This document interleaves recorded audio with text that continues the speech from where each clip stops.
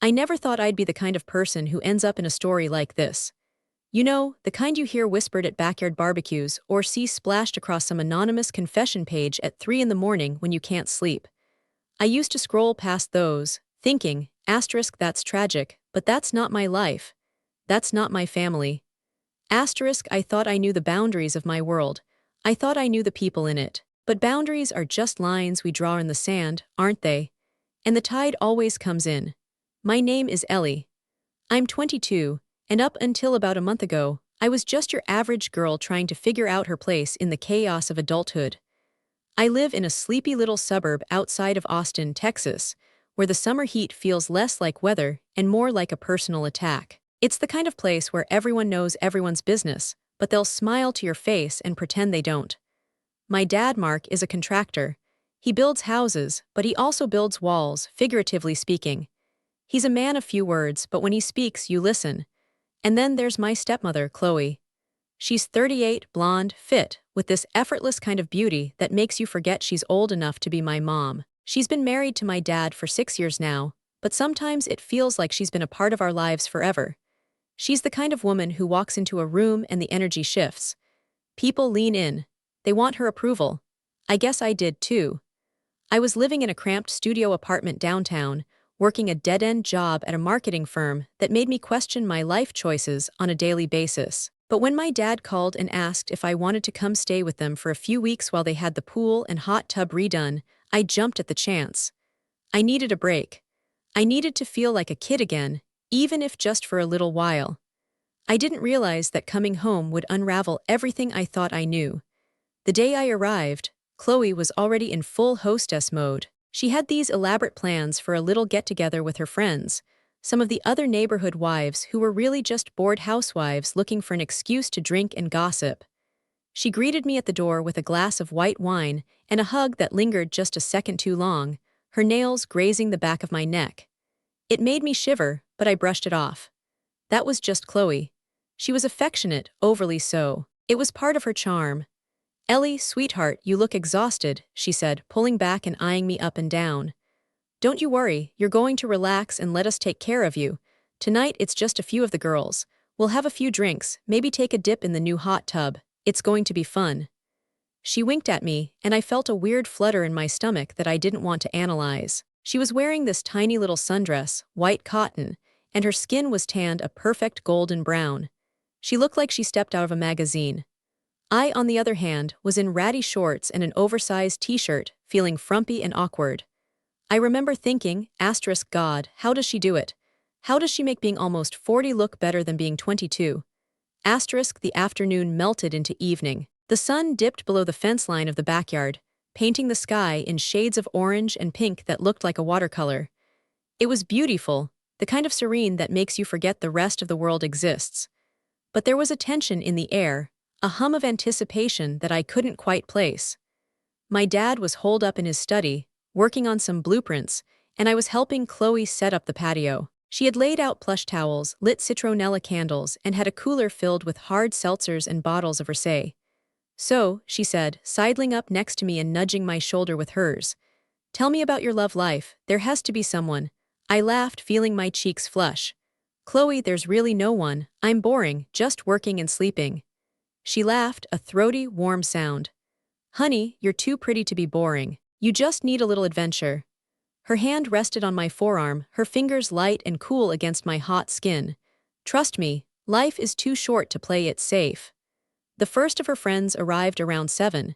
Megan was a real estate agent with a sharp tongue and a sharper haircut. Then came Sarah, a yoga instructor with legs for days and a permanent, knowing smirk. Finally, Jenna, a former nurse who was now a stay-at-home mom to 3 kids and was clearly desperate for night off. They all fell into a rhythm, laughing loudly, cursing freely, pouring their glasses as quickly as they emptied them. I was the designated kid, the observer, the one who got asked if I had a boyfriend, and then dismissed when I said I was single. "Oh, honey, you'll find the right one," Megan said, waving a dismissive hand. "Or you'll find a wrong one that's fun enough to keep you entertained for a while." I smiled, feeling like an outsider. I was about to make an excuse to go inside and watch Netflix, but Chloe grabbed my wrist. "Where do you think you're going?" she demanded, a playful glint in her eyes. Get in the hot tub with us. I don't have a suit, I protested weakly. Don't be such a prude, Jenna chimed in. We're all women here. Just wear your underwear. My heart was thumping.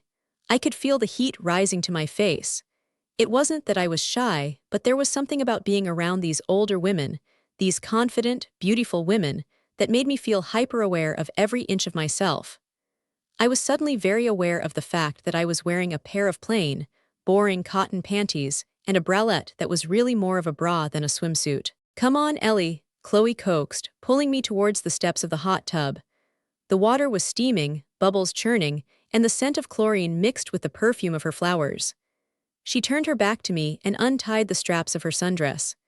It fell to the deck in a pool of white, and she stepped out of it with a nonchalant confidence that made my breath catch in my throat. She was wearing a black bikini, but it was impossibly small, barely covering her curves. She turned to look over her shoulder at me, her lips curving into a smile that was part encouragement, part challenge. I felt a jolt of something pass through me. I let out a shaky breath and pulled my shirt over my head. I was standing there in my underwear and I felt exposed, vulnerable, but also excited. The wine was starting to hit my system, loosening the screws of my inhibition. That's my girl, Chloe said softly, and her voice was like honey. She reached out her hand to me.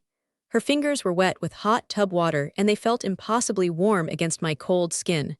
I took her hand and stepped into the hot water. The heat was shocking at first, a pleasant burn that made me gasp. I sank into the seat, the bubbles fizzing around my neck. Chloe sat next to me so close I could feel the water displacement. Sarah was across from us, already losing a game of truth or dare against Megan. Jenna was moaning about her husband. God, I can't remember the last time we did this, Jenna sighed, leaning her head back. Just let loose. That's the point, Chloe said. Her hand found my knee under the water. It was a casual gesture, but the water made it feel more intimate. Her palm was warm, her fingers resting on my skin. I felt the muscles in my stomach clench. That's why I love having Ellie here. She brings a little youth back to us old ladies. Speak for yourself, Sarah snorted, splashing water in Chloe's direction. I'm not old. You're all just bitter, Megan said, refilling her wine glass. We're having fun, let's keep it fun. We have to go back to our mundane lives tomorrow, so let's make tonight memorable. And the game began. It started harmless. Telling secrets. Who was the worst kisser in high school? Who had the biggest crush on the school coach? But I could feel the air shift. The drink was taking hold. I had 3 glasses of wine and I was feeling it, a pleasant haze softening the edges. The water was so hot, and Chloe's hand kept moving, traveling absently up and down my thigh. I kept telling myself it was just the alcohol, it was just the intimate setting, it was just Chloe being her affectionate self. But then the questions became personal. Ellie, Megan said, her eyes gleaming. She was leaning forward, her chest practically spilling out of her top. When's the last time you got laid? I sputtered, trying to think of a witty retort, but all that came out was a nervous giggle. That's not your business. Oh, it's everyone's business now, Sarah said, laughing. Come on, we're just looking out for you. We're your older sisters. Let us live vicariously through you. Chloe leaned into me, her breath hot against my ear. Her lips brushed my ear. Tell us, Ellie, do you have a little secret fantasy, something you'd never tell anyone? The question hung in the air, charged. I felt like I was in a dream, a weird, surreal dream where the water was thick and the air was heavy. I could smell Chloe's scent, jasmine, and something else, something expensive. The heat was making me dizzy. I looked at her, at the way her hair was slicked back, the water droplets on her collarbone. I felt a pull, a magnetic attraction I didn't understand. I had never thought about another woman like that, but there was something primal and reckless in the air. I don't know, I stammered. Chloe's smile widened. She leaned back in the water, pulling me with her. I had to grab onto the edge of the tub to keep from falling on top of her. Her friends were watching, their expressions smirks of knowing mischief. The game had stopped. The chatter had died. It was just the 4 of them watching me, waiting for me to break a rule I hadn't known existed. That's not an answer, sweetheart, Jenna purred. What do you want right now, in this moment? Don't think. I looked around at them. These women were my stepmother's friends. They were middle-aged moms, yoga instructors, real estate agents. They were supposed to be boring. They were supposed to be in bed by 10. Instead, they were looking at me like I was the highlight of their evening, and then it happened. Chloe reached up and pulled me down into the water. I was straddling her lap, my hands bracing myself against the slick tile edge of the tub. She looked up at me, her eyes dark, her lips parted. The steam was whirling around us like a fog machine at a concert. I could feel the curve of her thigh under the water, the pressure of her hands on my hips. "Kiss her," Megan whispered, her voice a breathless command. "Come on, Ellie, it's just for fun." I felt like I was going to faint, the alcohol, the heat, the proximity. Chloe's hands tightened on my hips, a possessive squeeze. Her thumbs were digging into the bones, and she arched her back, bringing her face closer to mine. I looked at her lips. I looked at the tiny scar just above her eyebrow. I looked at the way her pupils were blown wide, blocking out the honey brown of her irises. And then I stopped thinking. My heart was a wild animal in my chest, and my head was a tangle of noise. Asterisk, this is wrong, this is my stepmother, my dad is in the house, this is a mistake, asterisk, but my body had a plan of its own. And as I leaned down, the women's soft cheers faded to background static. I felt myself give in to the current, to the heat, to the undeniable chemistry that I had mistaken for a maternal affection. That was my first mistake, thinking I had a handle on the situation. I didn't realize that the hot tub wasn't just water and bubbles. It was a crucible, and I was the metal being melted into a new, unrecognizable shape. The kiss wasn't what I expected. It wasn't soft or tentative, the way I imagined a first kiss with a woman might be. It was hungry. It was demanding. Chloe's lips parted against mine, and I tasted the sharp, sweet tang of ricé and something deeper, something that tasted like pure rebellion. Her fingers dug into the flesh of my hips, pulling me closer until I could feel the heat of her body through the water, the slick slide of her skin against mine. For a moment the world went silent. The bubbles churned. The women faded away. It was just her and me and this impossible thing we were doing. I felt a hand on my back, Sarah, I think, her palm flat against my spine, pushing me forward. A whispered encouragement, a soft "that's it." My mind was screaming, but my body was singing. I was caught in the undertow of something I didn't understand, and the current was too strong to fight. Chloe's tongue brushed against my bottom lip, and I opened for her without thinking. It was instinct, pure animal instinct. She tasted like summer and sin and everything I had been too scared to want. When we finally broke apart, we were both breathing hard. My heart was hammering so loud I was sure everyone could hear it over the jets. Chloe's eyes were glassy, her lips swollen, and she was smiling. Not a sweet, maternal smile. This was different. This was a predator's smile, the kind that says asterisk, I caught you, and now you're mine. Asterisk, I should have been terrified. I should have scrambled out of that hot tub and run straight to my dad's study and told him everything. But I didn't. I just sat there stunned, the taste of her still on my tongue, her hands still resting on my bare thighs. "See," Megan said, leaning back with a satisfied sigh. "That wasn't so hard, was it?" I couldn't form words. My brain had short-circuited. I blinked at the steam rising from the water, at the flickering candlelight that made everything look soft and dreamlike. The sky was dark now, a velvet blanket scattered with stars that felt too far away, too innocent for what was happening down here. Chloe reached up and tucked a strand of wet hair behind my ear. Her fingertips trailed down my neck, leaving a trail of goosebumps that had nothing to do with the chill in the air. "Don't look so scared, Ellie," she whispered, her voice low and intimate, just for me. "It's just a game. A little fun between girls." But I knew, even then, that it wasn't just a game. The way she looked at me, the way her gaze kept dropping to my lips, the way she couldn't stop touching me, this wasn't playful. This was something else. Something that had been simmering beneath the surface of every family dinner, every casual hug, every time she told me I was beautiful. I had been blind to it, or maybe I had chosen to be blind, because seeing it meant admitting that the picture-perfect family my dad had built was nothing but a house of cards. The game continued. It was like the floodgates had opened, and there was no closing them now. Megan dared Jenna to take off her top, and she did, laughing as she tossed it onto the deck. Sarah started telling a story about a threesome she'd had in college, her voice dripping with nostalgia. The talk was raunchy, explicit, and I sat there frozen, half-naked, my stepmother's hand still resting possessively on my leg. I was swimming in a sea of words I didn't understand, a language I had never spoken, and I was drowning. Then the rules changed. "Truth or dare, Ellie," Sarah said, her eyes gleaming with mischief. She was looking at me like I was a rabbit caught in headlights, and she was the hunter. I swallowed hard. "Truth," I croaked. She pouted, clearly disappointed. Boring, but okay, truth. She tapped her chin, pretending to think. Are you attracted to Chloe? The question hung in the air like smoke. The laughter died down. Everyone was looking at me, waiting for my answer. Chloe's hand tightened on my leg, her nails pressing crescents into my skin. I could feel the heat radiating off her, the tension in her body. She was waiting too. I opened my mouth, but nothing came out. I looked at Chloe, at her dark eyes, her parted lips, the way her chest was rising and falling in quick, shallow breaths. The truth was sitting on my tongue, a hot stone I couldn't swallow. Asterisk yes. Asterisk the answer was yes. But saying it out loud meant acknowledging something I wasn't ready to face. It meant making this real. Answer the question, sweetheart, Megan prompted, her voice smooth like honey. I started, but Chloe cut me off.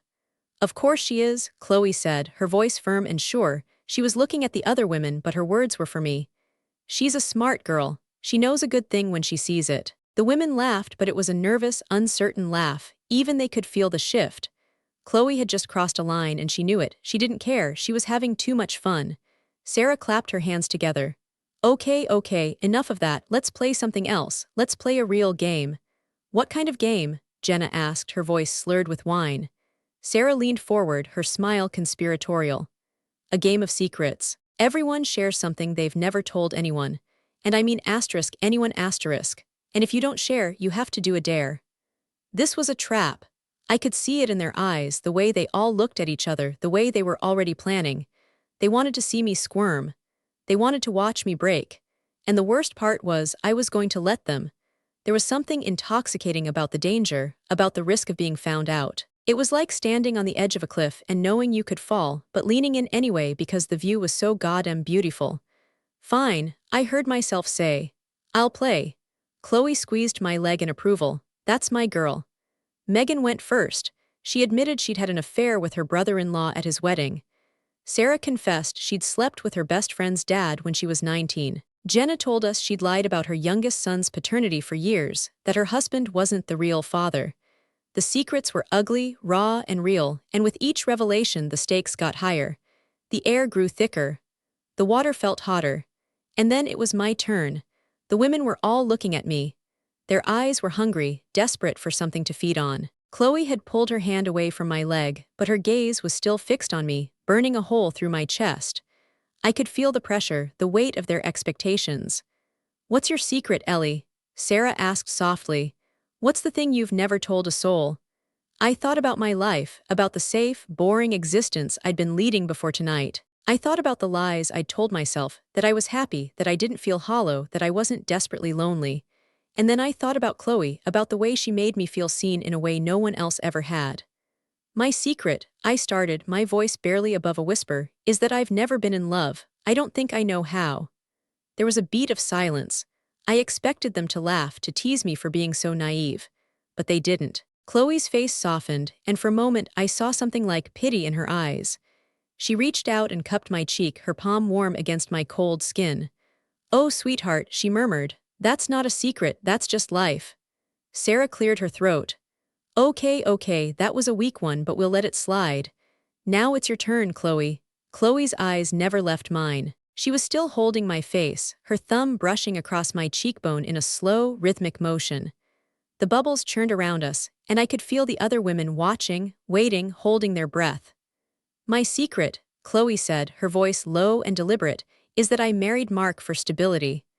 I loved him, sure, I still do, but I never loved him the way I should have. I never burned for him the way you're supposed to burn for the person you marry, and I've been looking for that fire ever since. The confession hit me like a wave. I couldn't breathe. She was talking about my dad, her husband, the man who had given her a beautiful home and a comfortable life. And she was admitting, right in front of me, that it wasn't enough. That asterisk wasn't enough. Why are you telling me this? I asked, my voice cracking. Chloe smiled, and it was the saddest, most beautiful smile I had ever seen. Because you asked, she said. Because I think you deserve the truth.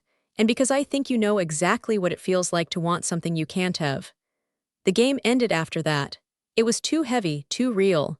The women slowly trickled out of the hot tub, wrapping themselves in towels and gathering their things. They were all a little quieter now, a little more sober. The magic of the evening had curdled into something darker, something none of them were willing to name. Megan gave me a hug before she left, her body cold and wet against mine. "Take care of yourself, Ellie," she whispered. "And be careful. Some lines, once you cross them, you can't go back." I watched them go, their cars pulling out of the driveway one by one. Chloe and I were alone in the backyard, the hot tub still churning, the candles still flickering. She had pulled her sundress back on, the wet fabric clinging to her body like a second skin. I was still in my underwear, shivering in the cool night air. "You should get inside," Chloe said, not looking at me. "You'll catch a cold." "Chloe," I started, but she held up a hand. "Don't," she said. "Not tonight. I've said too much already." She walked inside without looking back, leaving me alone in the backyard, standing in a puddle of hot tub water and regret. I stayed there for a long time, staring at the steam rising from the water, trying to process everything that had happened. My head was spinning. My heart was aching. And despite everything, despite the confusion and the fear and the guilt, I couldn't stop thinking about her lips on mine, the way she had held me, the way she had looked at me like I was the only person in the world. That night I couldn't sleep. I lay in my childhood bed, staring at the ceiling, replaying every moment over and over again. I tried to tell myself it was just the alcohol, just the heat, just a stupid game that got out of hand. But I knew I was lying. That kiss had been real. The attraction was real. And the more I tried to push it away, the more it clawed its way back. I heard the floorboards creak outside my door around 2 in the morning. My heart stopped. I held my breath, listening. The footsteps paused outside my door. I could see the shadow under the crack, the outline of bare feet. And then, after what felt like an eternity, the footsteps moved away. I didn't sleep the rest of the night. I just lay there, staring at the ceiling, wondering how my life had unraveled so completely in a single evening. And somewhere in the back of my mind, a small voice whispered the truth I was too afraid to admit. Asterisk, this isn't the end. This is just the beginning. Asterisk, the days that followed the hot tub were a masterclass in pretending. I woke up the next morning with a pounding headache and a stomach full of guilt, the taste of Chloe's wine still sour on my tongue. The sun was blazing through the curtains, mocking me with its relentless cheerfulness. I lay in bed for an hour, maybe more, staring at the ceiling fan as it spun in lazy circles, trying to convince myself that what had happened was just a bad dream. A fever dream brought on by cheap rosé and steam, and the desperate need to feel something other than the crushing monotony of my own life. But the bruise on my hip told a different story. A small, purplish mark where Chloe's fingers had dug in, a physical reminder of how hard she had pulled me into her lap. I traced it with my fingertips, and a shiver ran down my spine. Not from disgust, from something far more dangerous, from longing. I dragged myself out of bed and into the shower, letting the cold water shock my system back to something resembling normal. I dressed in loose jeans and an oversized sweater, even though it was 90 degrees outside, hoping the layers would somehow protect me from what was waiting downstairs. When I finally made my way to the kitchen, the smell of bacon and coffee hit me like a freight train. My dad was at the table, scrolling through his phone, a half-eaten plate of eggs in front of him. Chloe was at the stove, flipping pancakes, her hair pulled up in a messy bun. She was wearing a silk robe that fell open at the chest, and I couldn't look at her. I couldn't even breathe. "Morning sunshine," my dad said without looking up. "Sleep well?" I forced a smile. "Yeah, great. I think the wine just knocked me out." Chloe turned and our eyes met for the briefest second. There was no guilt in her gaze, no shame. Just a quiet, knowing calm, like she had already processed the night and filed it away in a neat little box. She smiled at me, not the predatory smile from the hot tub, but her usual warm maternal smile, and I felt my stomach twist. "Help yourself, sweetheart," she said, gesturing to the pancakes. "There's syrup in the cabinet." I sat down across from my dad, my back to Chloe, and I ate my pancakes in silence. The conversation was stilted, awkward, filled with the kind of small talk that barely scratched the surface. My dad talked about a new development he was working on, a subdivision of luxury homes that was going to make him a lot of money.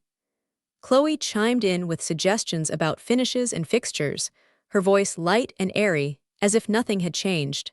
As if she hadn't kissed me in front of her friends. As if she hadn't confessed that she'd never really loved my father. The whole thing was surreal. I kept waiting for the other shoe to drop, for my dad to look up and see right through me, to know that something had shifted in the very foundation of our family. But he was oblivious. He trusted us. He loved us, and that made it so much worse. The rest of the week was a blur of avoidance. I stayed in my room as much as possible, making excuses about work emails and Zoom meetings. Chloe gave me space, which was somehow more unnerving than if she had pushed. I could feel her watching me at dinner, her eyes lingering on my face, on my hands, on the curve of my neck. I could feel the weight of her attention, and it was suffocating.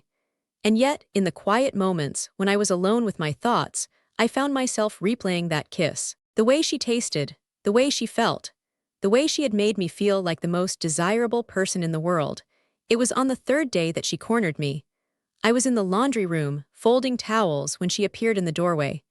She was wearing one of my dad's old flannel shirts, unbuttoned just enough to show the lace of a black bralette. Her hair was loose, damp from a shower, and she smelled like coconut and vanilla. My heart immediately started racing. "We need to talk," she said, closing the door behind her. I froze, a towel clutched to my chest like a shield. "There's nothing to talk about." "Oh, honey," she said, stepping closer. "There's everything to talk about. You've been avoiding me all week. You can barely look at me, and I get it. I do, but we can't pretend nothing happened." I shook my head, feeling the panic rise in my throat. "We have to pretend. You're married to my dad. That night was a mistake, a stupid, drunken mistake." Chloe tilted her head, and there it was again, that knowing smile. "Was it a mistake, Ellie? Because from where I was sitting, it felt like the most honest thing either of us has done in a long time." She was right, and I hated her for it. I hated her for seeing through my carefully constructed walls, for exposing the truth I'd been trying to bury since the moment I'd stepped into that hot tub. The truth was, I had felt more alive in that one kiss than I had in years. The truth was, I had been lying to myself about what I wanted, about who I was, and Chloe had seen it all. "You're confusing me," I whispered, my voice cracking. Chloe reached out, her hand hovering over my cheek, and I flinched. But she didn't pull away. She just waited, patient and immovable, until I finally stopped fighting and let her touch me. Her palm was warm against my skin, her thumb tracing the line of my jaw. It was gentle, almost tender, and it made my heart ache. "I'm not trying to confuse you," she said softly. "I'm trying to show you what you already know. You feel this, Ellie. I know you do. I saw it in your eyes that night. You want this as much as I do." I wanted to deny it. I wanted to push her away and run screaming from the room, but the words wouldn't come. Instead, I stood there, frozen, as she leaned in and pressed her lips to my forehead. It was a chaste kiss, almost innocent, but it sent a shockwave through my entire body. "Take some time," she said, pulling back. "Think about it. And when you're ready, you know where to find me."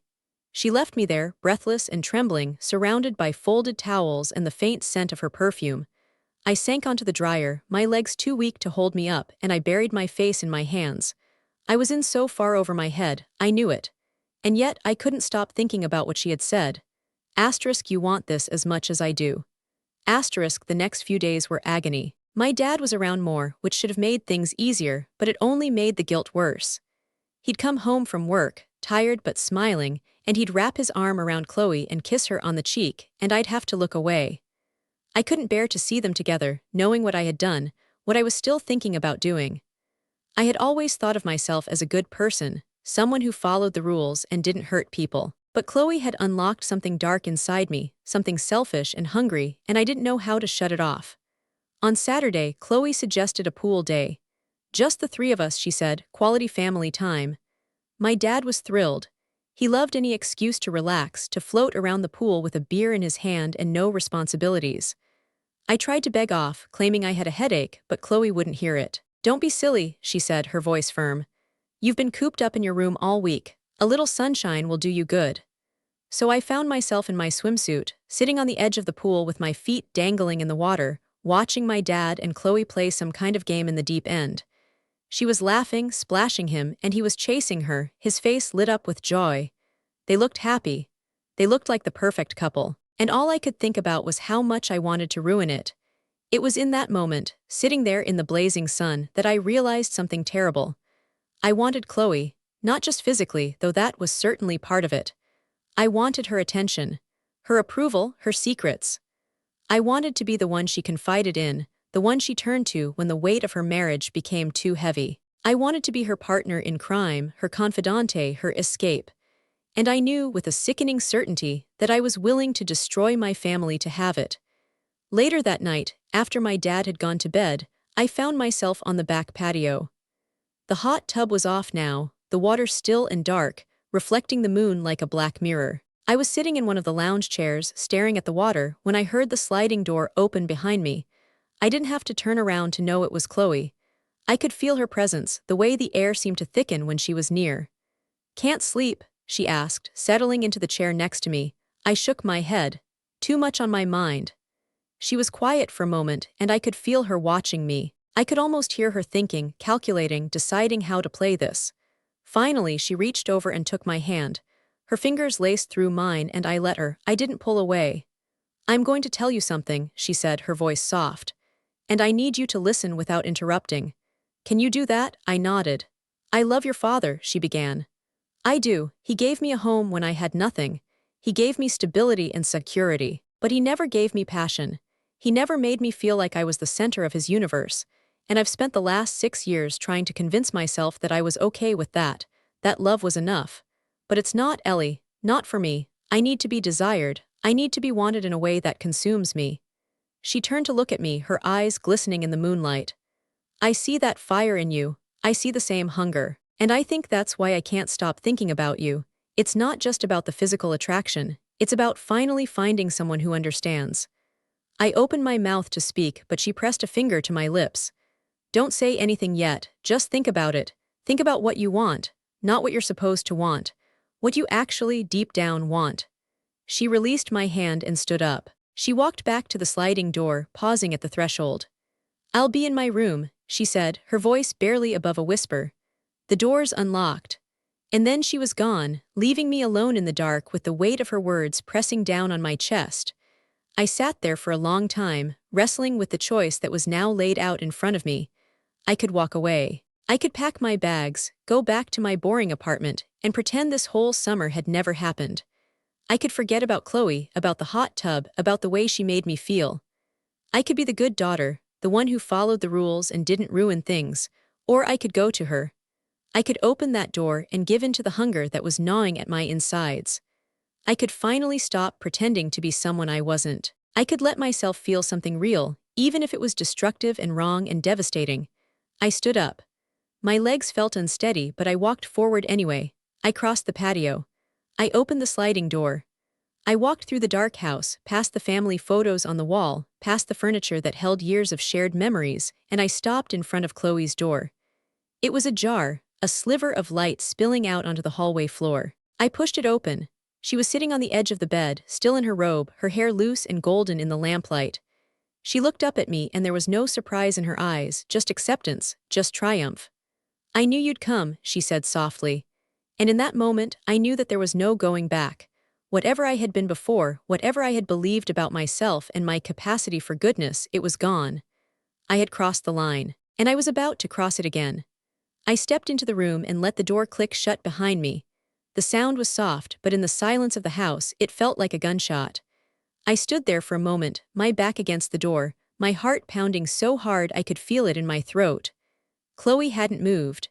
She was still sitting on the edge of the bed, her robe falling open just enough to reveal the curve of her collarbone, the hollow of her throat. The lamplight cast shadows across her face, making her look younger, more vulnerable. But I knew better. There was nothing vulnerable about Chloe. She was a predator, and I was her willing prey. "Come here," she said, her voice soft but commanding. It wasn't a request. It was an invitation and a challenge all at once. My feet moved before my brain could catch up. I crossed the room in slow, deliberate steps, my bare feet silent on the plush carpet. The room smelled like her, jasmine and vanilla and something else, something warmer and more intimate. I stopped in front of her, close enough to see the tiny freckles scattered across her nose, the faint lines at the corners of her eyes that spoke of laughter and sun damage and a life fully lived. She looked up at me, and her eyes were dark, almost black in the dim light. "Kiss me," she whispered, and I did. This kiss was different from the one in the hot tub. That one had been frantic, fueled by alcohol and the thrill of being watched. This one was slow, deliberate. It was a choice, made with clear eyes and a sober mind. I cupped her face in my hands, my thumbs tracing the sharp lines of her cheekbones, and I kissed her like I had all the time in the world. She responded immediately, her hands coming up to grip my wrists, pulling me closer until I was standing between her knees. She tilted her head back, and I deepened the kiss, tasting her, memorizing her. When we finally broke apart, we were both breathing hard. Chloe's lips were swollen, her pupils blown wide, and she was looking at me like I was the most beautiful thing she had ever seen. It was intoxicating, it was terrifying. "Take off your clothes," she said, her voice husky. I hesitated for just a second, a flicker of doubt cutting through the haze of desire. This was wrong. This was so wrong. My dad was sleeping just down the hall. If he woke up, if he walked in, my entire world would shatter. But then Chloe reached up and began unbuttoning her robe, letting it fall open to reveal the smooth expanse of her stomach, the swell of her breasts. And all the reasons why I shouldn't be here evaporated like morning mist. I pulled my shirt over my head. I unclasped my bra and let it fall to the floor. I stepped out of my shorts, my underwear, until I was standing in front of her completely naked. She looked at me, her gaze traveling slowly down my body, and I could see the hunger in her eyes. It mirrored my own. "God, you're beautiful," she murmured, reaching out to trace a finger down my sternum. Her touch was featherlight, sending shivers cascading across my skin. "I knew you would be. I knew it the first time I saw you." I couldn't speak. My voice was lodged somewhere in my throat, tangled up with all the things I wanted to say but couldn't. So I just stood there, letting her look at me, letting her touch me. Her hands roamed over my hips, my thighs, the curve of my waist. She was mapping me, learning me, and I let her. Then she pulled me down onto the bed. What followed was a blur of sensation, a tangle of limbs and whispered words and soft, desperate sounds. Chloe was an expert, her touch confident and knowing. She knew exactly where to press, where to kiss, how to draw out every ounce of pleasure from my body. I had never been with a woman before, but it didn't matter. She guided me, taught me, and I was a fast learner. I found myself lost in the rhythm of her, in the taste of her skin, in the way she moaned my name like a prayer. And in the quiet moments between, when we lay tangled together in the sheets, she would whisper secrets in my ear. She told me about her first marriage, the one before my dad, and how it had ended in a blaze of infidelity. She told me about the women she had been with, the men who had tried and failed to satisfy her. She told me about the emptiness she carried inside her, a hollow space that no amount of love or attention could fill. "I think," she said, her lips brushing my ear, "that I've been looking for you my whole life. I just didn't know it until I saw you that first summer, all awkward and shy and so full of potential." I didn't know what to say to that. I was too overwhelmed, too caught up in the sheer intensity of the moment. So I just held her tighter, burying my face in her hair, and I let myself believe that maybe, just maybe, this was meant to be. The weeks that followed were a fever dream. We became experts at secrecy, at stealing moments in the shadows, at building a world within the world. When my dad was at work, Chloe and I would retreat to her bedroom, and we would lose ourselves in each other. We made love in the afternoon sun, in the quiet hours of the night, in the steam of the shower. We whispered promises and fantasies and things that felt too big to say out loud. And every time I left her room, I felt like I was leaving a part of myself behind. But the guilt was always there, lurking in the corners of my mind. It would creep in during the quiet moments, when I was alone and the high of our encounters had faded. I would look at my dad across the dinner table, at his kind, trusting face, and I would feel like I was drowning. He would ask me about my day, about my work, about my plans for the future, and I would smile and lie through my teeth. I was a ghost in my own life, going through the motions while my real self existed in the shadows. One night, about 3 weeks into our affair, my dad came home early. Chloe and I were in the kitchen, pretending to cook dinner, but the tension between us was electric. We had been stealing glances, brushing against each other under the guise of reaching for ingredients, and I could feel the heat building in my stomach. When my dad walked in, we sprang apart like guilty teenagers, and I could see the suspicion flicker across his face. "What's going on?" he asked, his voice casual, but I could hear the edge underneath. "Nothing," Chloe said quickly, too quickly. "We were just making dinner. Ellie was showing me a new recipe." My dad looked at me, and I felt like he could see right through me. "Is that so?" I nodded, forcing a smile. "Yeah, it's a pasta dish. I thought you'd like it." He didn't say anything for a long moment. He just stood there, his eyes moving between us, and I felt like I was being stripped bare. Then, to my relief, he shrugged and walked over to the fridge, pulling out a beer. "Smells good," he said, and the tension in the room dissipated. I let out a breath I didn't realize I was holding. Chloe shot me a look, a warning or maybe a plea, and I nodded slightly. We had to be more careful. We had to be smarter. But being careful was easier said than done. The more time I spent with Chloe, the more I became addicted to her. She was a drug, a beautiful, dangerous drug, and I couldn't get enough. I started making excuses to stay longer, to find reasons to be alone with her. I pushed the guilt to the back of my mind, buried it under layers of desire and denial. I told myself that this was temporary, that it would end when I went back to my apartment, that no one would ever have to know. I was wrong. It was a Saturday afternoon when everything fell apart. My dad had gone to the hardware store, and Chloe and I were in the living room, tangled together on the couch.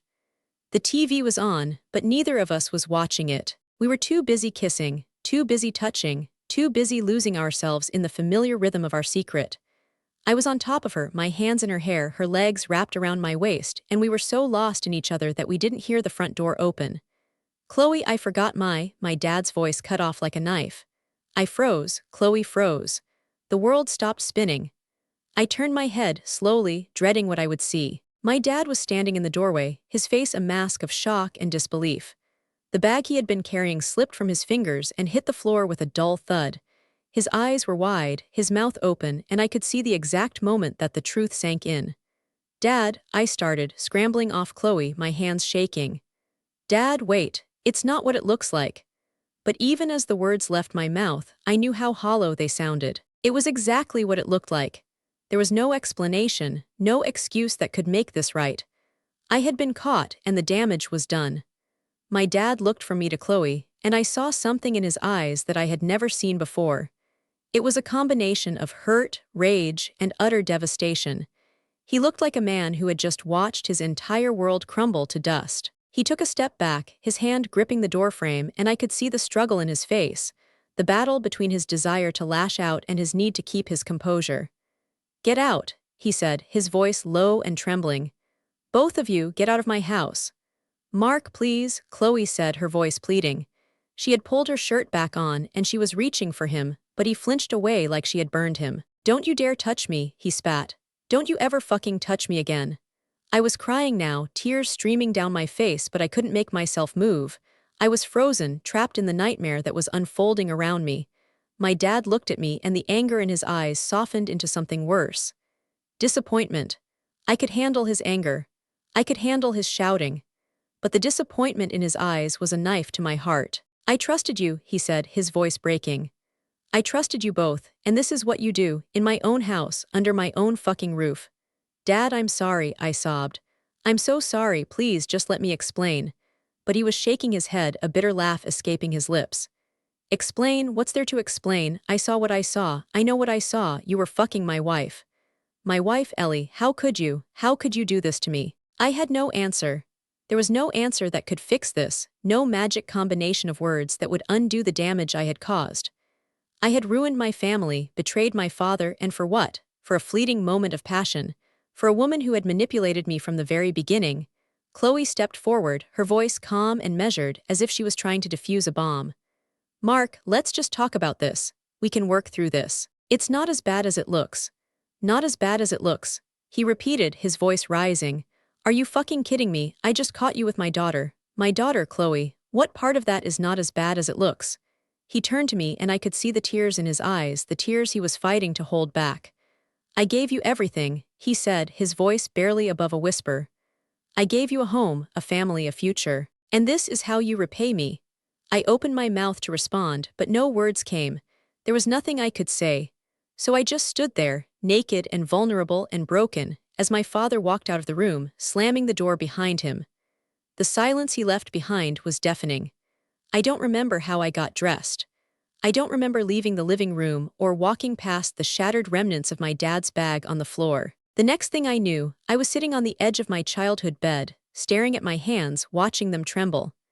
My entire body was shaking, a low, constant vibration that seemed to come from somewhere deep inside my bones. I could hear shouting from downstairs, muffled but unmistakable. Chloe's voice, rising and falling in that controlled, measured way of hers. My dad's voice, raw and ragged, cracking under the weight of his fury. I should have gone down there. I should have tried to explain, tried to apologize, tried to do something to make it right. But I couldn't move. I was paralyzed by the sheer enormity of what I had done. I had destroyed my family. I had shattered my father's trust. And for what? For a woman who had been playing me from the very beginning. The shouting stopped. I heard a door slam, and then the sound of tires screeching on the driveway. I looked out the window and saw Chloe's car peeling out of the neighborhood, disappearing around the corner. She had left. She had run, and I was alone with the wreckage. I don't know how long I sat there before my dad appeared in the doorway. He looked older than I had ever seen him, his face pale and drawn, his eyes red-rimmed and hollow. He was holding a glass of whiskey, his hand trembling as he brought it to his lips. He took a long drink, then set the glass down on the dresser. "Pack your things," he said, his voice flat. "I want you out of this house by morning." "Dad, please," I started, but he cut me off with a sharp gesture. "No," he said. Don't you dare try to explain, don't you dare try to apologize, I don't want to hear it. I don't want to look at you, I just want you to leave." "Where am I supposed to go?" I asked, my voice cracking. He laughed, a bitter, hollow sound. "I don't care, go back to your apartment, go to a hotel, go to hell for all I care, just get out of my sight." I opened my mouth to say something, anything, but the words wouldn't come. I looked at my father, at the man who had raised me, who had taught me how to ride a bike and how to change a tire and how to be a decent human being. And I saw the devastation in his eyes, the total and complete betrayal. I had done that. I had put that look on his face. I stood up, my legs unsteady beneath me, and I started gathering my things. I didn't have much, just a suitcase and a duffel bag, the remnants of a life I had been trying to escape. I packed in silence, my dad watching from the doorway, his presence a weight on my chest. When I was done, I walked past him, pausing at the threshold. "I'm sorry," I said, my voice barely above a whisper. He didn't respond. He just stood there, staring at the wall, his face an unreadable mask. I walked down the stairs, past the family photos on the wall, past the kitchen where we had shared so many meals, past the backyard where it had all begun. I didn't look back. The drive back to my apartment was a blur. I don't remember the roads I took or the traffic I navigated. I just remember the tears, hot and relentless, streaming down my face as I gripped the steering wheel with white-knuckled hands. I kept replaying the moment in my head, my dad's face, the shock, the disbelief, the crushing weight of his disappointment. I had never felt so small, so worthless, so utterly alone. When I finally got back to my studio, I collapsed onto my bed and sobbed until I had nothing left. The room was dark and cold, a stark contrast to the warmth and chaos of my father's house. I lay there for hours, staring at the ceiling, feeling the weight of everything I had lost. My family, my home, my sense of who I was, and the worst part was I couldn't even hate Chloe. I wanted to. God, I wanted to. I wanted to blame her for everything, to paint her as the villain who had seduced me and destroyed my family. But I couldn't, because I had made my own choices. I had walked into that room. I had kissed her back. I had chosen her over my father, over my family, over everything I had ever known. I was just as guilty as she was. The days that followed were a blur of numbness and isolation. I stopped answering my phone. I stopped leaving my apartment. I called in sick to work, then stopped calling at all. I didn't eat. I didn't sleep.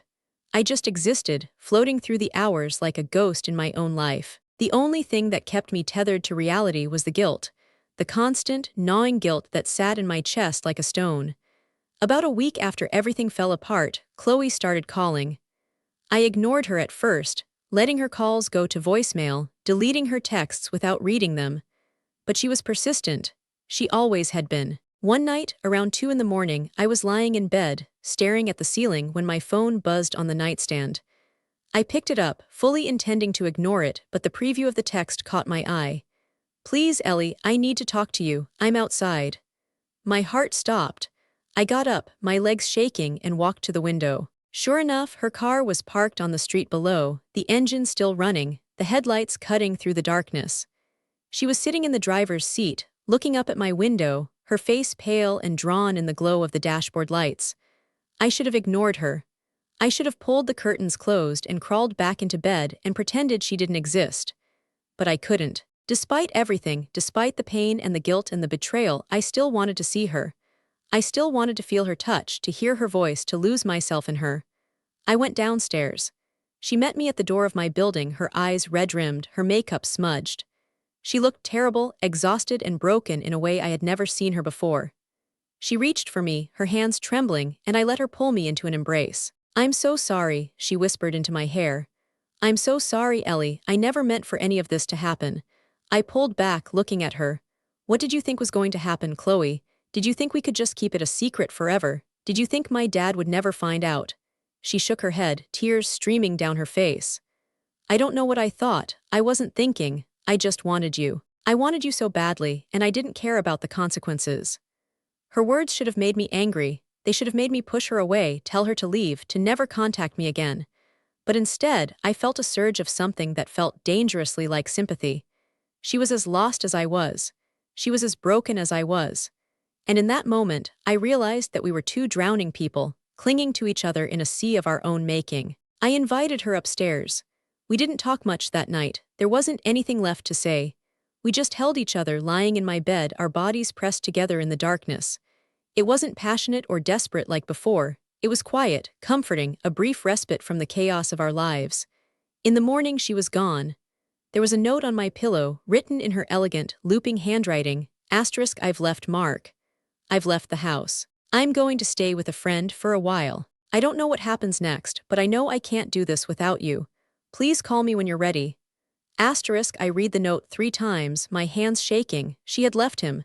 She had left my father, the man who had given her everything, for me.